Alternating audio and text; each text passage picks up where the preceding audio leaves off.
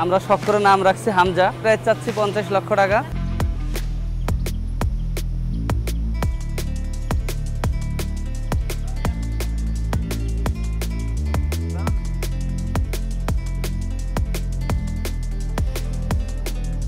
তা হামজা আমাদের সারা বাংলাদেশের আইকনিক একটা গরু।